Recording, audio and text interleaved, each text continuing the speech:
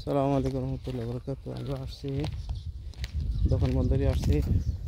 আমাদের দোকানের সাথে কিন্তু কৃষিখাত খামার এদিক দিয়ে পশ্চিম দিকে এদিকে কোনো আর বাড়ি ঘর কিছু না, শুধু কৃষিখাত খামার সব যা আছে এখানে। এই যে পানিগুলো দেখতে পাচ্ছেন, এগুলো করে বৃষ্টির পানি না, এগুলো ঝর্ণার পানি। এখান থেকে করে 20-25 কিলোমিটার দূরে থেকে পাহাড়ের থেকে পানি আসে। মহাইল আবহা এই অঞ্চলের থেকে পানিগুলো আসিয়া পাহাড়ের মাঝখানে গিরিপথ আছে, এখানে অনেক বিরাট এরিয়া নিয়ে মনে হচ্ছে নদী। ওইখানে ওরা ড্যাম বানিয়েছে, পানি বাদ দিচ্ছে। ওই যে দিক দিয়ে এই যে খাল, কিন্তু এই দিক দিয়ে চলো তো এই পানিগুলো এখানে আটকাইয়া ড্যাম করে ড্যাম বাঁধ দিয়া এরপরে এই পানিগুলো আটকে রাখি।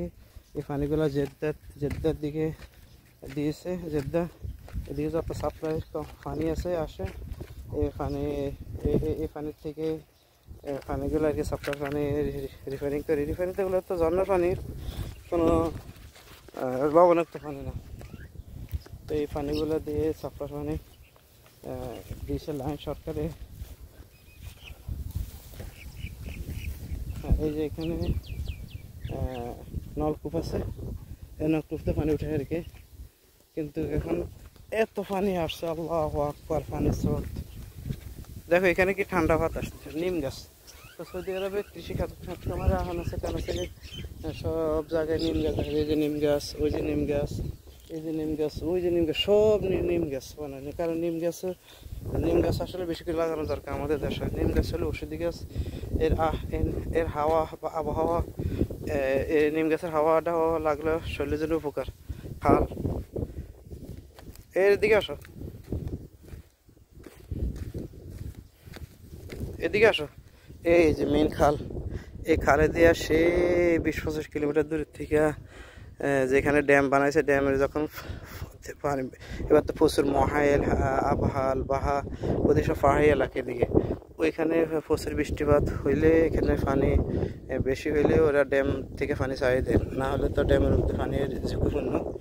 তো এদিকে ছাড়িয়ে দেয়। তো এখানে এই ড্যাম করার আগে এই এলাকা যত কৃষিখাত খামার হইতো, বিশেষ করে ঝর্ণার পানির থেকে হতো। তো সেটা তো তারা মিষ্টি পানি সংরক্ষণ করে সাপ্লাই পানি করার কারণে এদিক দিয়ে আসে। নিচে দিকে আমি যাবো, আসো। হেফারে যাইলেও তো ভিজবে, যেন ভিজতেইব, হাঁটতেইব। তো বেশি আশ্চর্য লাগছে এখানে বকগুলা, আমাদের দেশের বকগুলা মতো আমরা যেরকম জমি চাষ করলে, জমি হাল চাষ দিলে যে ফিসি দিই বক আসতো, এখানে তেমনই। কারণ এখানে পানি উঠার কারণে পোকামাকড় আসছে, তো এগুলো খাওয়ার জন্য কত বক আমি দেখতে পাচ্ছি না, কত বক। আল্লাহ করে সবগুলো জায়গায় দেখতে আসি, তো করে যায় না, যাই না দোস্ত। সুবহানাল্লাহ, আল্লাহর প্রাকৃতিক সৌন্দর্য, পশু পাখি কীট যত কিছু আছে আল্লাহ। এখানে মাছ আছে নি দেখবো, খাও। এদিক দিয়ে পানির স্রোতটা দেখো, এটাই মেইন খাল, বুঝছো নি? এখানে এটাই খাল। এদিক দিয়ে সে ওয়াদি হালি, যেখানে ড্যাম করছে, ড্যাম বাঁধ দিছে ওইখান থেকে। কোন বাতে যা এখানে আম গাছ লাগাইছে যে 3 বছর, বুঝছেন? এই বীজ নিতাম চাইছি আমি, এই আম গাছ ডাল নিব মনে করে। হ্যাঁ, যদি বৈশাখ মাস জ্যৈষ্ঠ মাসে আছে না, ডালে যেতে করে তো জ্যৈষ্ঠ আমার ফুল, মানে এই সিজনে আম। এই দুগা গাছের ইনশাল্লাহ বীজ নিব আর ডাল নিব, আল্লাহ যদি পাশে রাখে। এটা আহমারি গানা যে বাবা তো মাঝরে বেশি কেন এদিকে? হ্যাঁ, তো মাঝরে বেশি একটা রাস্তা পর্যন্ত আছে গো। এই দুগা গাছ আম ধরছে। এখন কি মাস? কার্তিক মাস। নামতেছ? নাম ডাবি যাবার মানে তো ফ্যান। বিসমিল্লাহ। পানি ঠান্ডা রে, সুবহানাল্লাহ, পানি ঠান্ডা। আমরা এখন পানিতে নামলাম। হে, মনে হয় যে বাংলাদেশের কোনো এক কৃষিখাত খামার আছে। সুবহানাল্লাহ, আসলে বাংলাদেশ না, সৌদি আরব, মরুভূমির সৌদি আরবে এই দেখো ফেয়ারা গাছ কোনো কাটিং কুটিং করে না, কোনো সাফে টাফে করে দেয় না, এগুলো কি রে বুঝে না, দেখছেন অবস্থা। না এরা বলে দেবো, মোহাম্মদ ফরহান রে বলে দেবো, ফরহান আহমারি, দেখছেন এই যে আম দিচ্ছে মানে এই গাছ কার আম দিয়ে যে এখনো বইল আছে, বল করছে 12 মাসে গিয়ে আগে বাগে ধরে না, আগে নেই করে হ্যাঁ দিই আম গাছে আগে ধরে। এই ফিরে আমি এখানে ডাল কইছি হে কইছে আমার নেওয়ার জন্য, কিন্তু আমার মনে ছিল না ব্যস্ততার কারণে, গাছের ডাল নিব।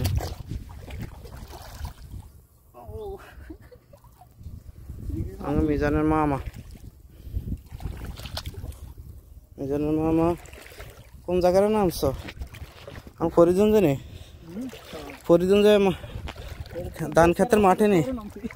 এই দেখি আম গাছ পানিতে হাবুডুবু খাচ্ছে, আমরা হাবুডুবু খাচ্ছি। তো এই পানিটা তো বললাম কোথেকে আসলো, ওয়াদি হাইলি, এরা সব ঝর্নার পানি। তো এখানে ড্যাম, এই ঝর্নার পানি ড্যাম বাঁধে আটকেছে,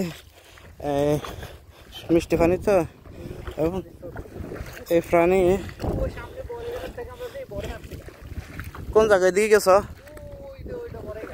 এদিকে গেছ? এদিকে আমি সব জায়গায় গেছি। এই গেত তো বল করছে, মাশাল্লাহ মাশাল্লাহ, কাতি মাসে বহির করছে, সুবহানাল্লাহ। আজকে কত তারিখে? 28 তারিখ নি, 28শে অক্টোবর।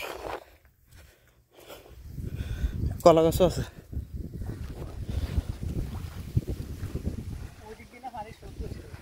যাও এটা এইদিকে খাল তো,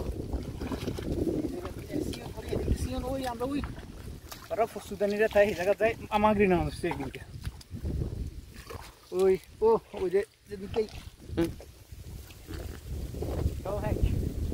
এদিকে তাকা।